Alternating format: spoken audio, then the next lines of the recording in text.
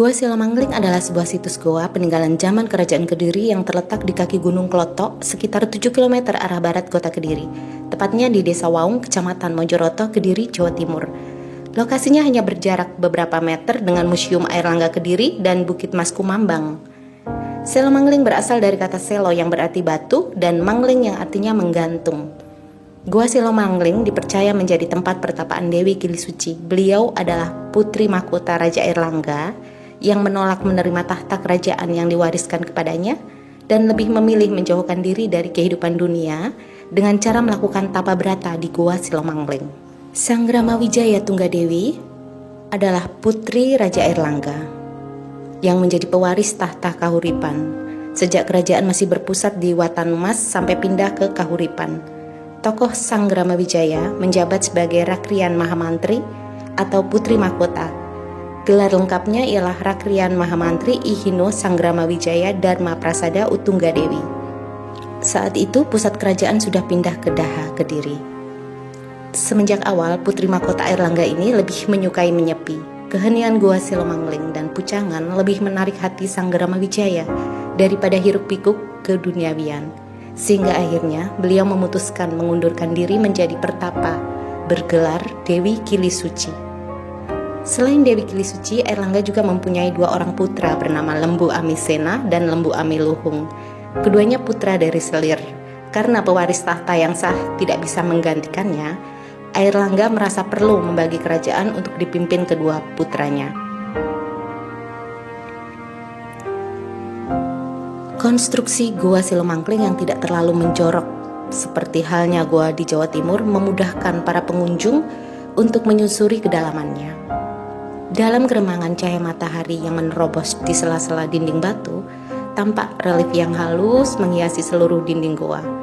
Goa ini terbentuk dari batu andesit hitam yang berukuran cukup besar. Bebatuan dalam goa yang kedap air ini sudah menghitam, mungkin terpapar asap dupa dari masa ke masa, membuat relief-relief di dinding semakin samar. Informasi tentang arca dan relief di Gua Silomangling dari Dinas Purbakala maupun Pariwisata Kediri sangat minim sekali. Tidak ada informasi yang lebih detail. Padahal dinding gua banyak terdapat pahatan berupa relief, akan tetapi belum diungkap secara rinci maknanya. Salah satu relief yang paling menonjol adalah penampakan seorang perempuan cantik yang sedang bertapa.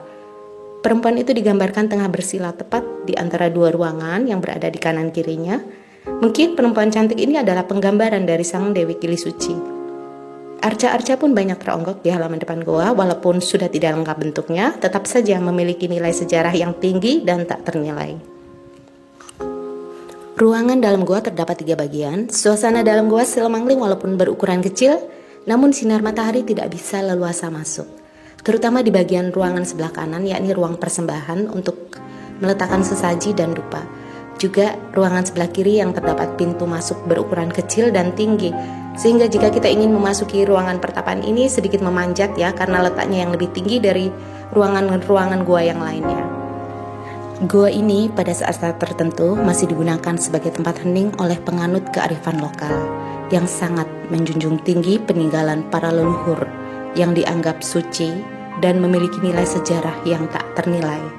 Karena tanpa para leluhur tidak akan ada kelanjutan generasi kita yang sekarang. Sangat penting kita belajar memahami dan menghargai budaya peninggalan leluhur bangsa kita yang syarat makna dan filosofi yang agung sebelum kita mengagung-agungkan budaya luar dan kehilangan identitas jati diri kita sebagai bangsa Indonesia yang telah memiliki peradaban yang luar biasa, terbukti dari jejak-jejak peninggalan sejarah dan cagar budaya yang tertinggal. Rahayu Sagung Dumadi.